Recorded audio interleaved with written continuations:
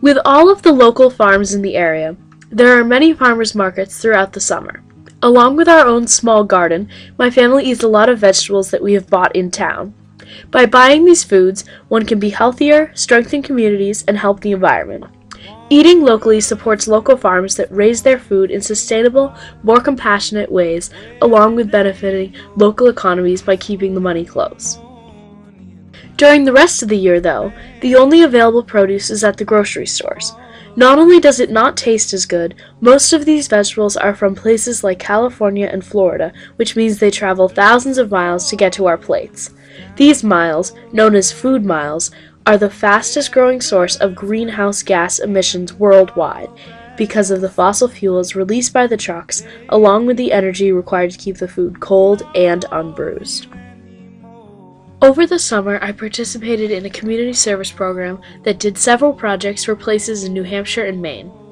We helped out the organization GALA, Global Awareness Local Action, by building 2 cold frames for their gardens. GALA is a non-profit organization in New Hampshire that works towards sustainability education and social, environmental, and economical community building. Cold frames are used to extend the growing period for vegetables and allow for produce to be grown during the winter.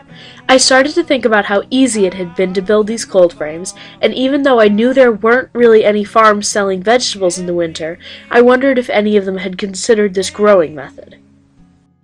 Springledge Farm in New London has 4 cold frames, which they use to extend the growing periods of their vegetables.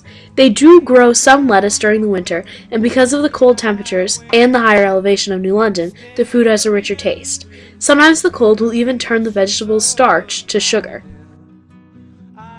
My group also built a cold frame for the camp that we are a part of, and while this is not a picture of the one we built, it is one from our sister camp. It is a more advanced variation of the traditional cold frame, as it uses many small pieces of wood for the sides. I decided that to solve my problem of not being able to eat fresh, local vegetables in the winter, I would build a cold frame for my family, and in the process, learn more about sustainable agriculture and the environment. To prepare for the cold frame, I raked a plot of land in full sun and put down some soil that contained lots of good nutrients and natural compost to help the vegetables to grow. In order to help the environment, instead of buying new wood for my cold frame, I found an old storm window from my house and used wood that my family already owned. A cold frame is a simple box with a glass top, but there are several constructional things you can do to better the effects of it. An incline of about 10 degrees slanting towards the south is recommended to get the best sun. The cold frame can also be insulated better by placing it partly below ground level in the soil. There also should be the opportunity for the lid to be propped in order for the cold frame to vent when it is warm out. When it is 45 degrees or warmer, the cold frame should be left propped during the day and then closed in the afternoon or evening.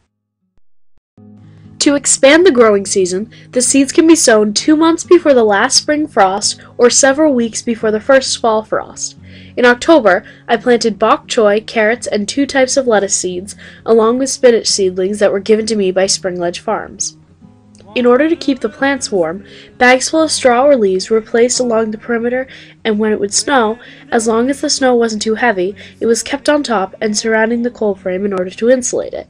When it became colder, the plants were not watered as frequently, as there was not enough heat in the cold frame, and many of the plants stopped growing because of the lack of sunlight.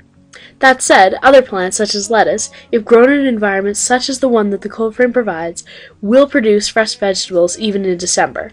Unfortunately, none of my plants continued to grow once it was cold. I was unable to achieve my goal of having vegetables in the winter to eat.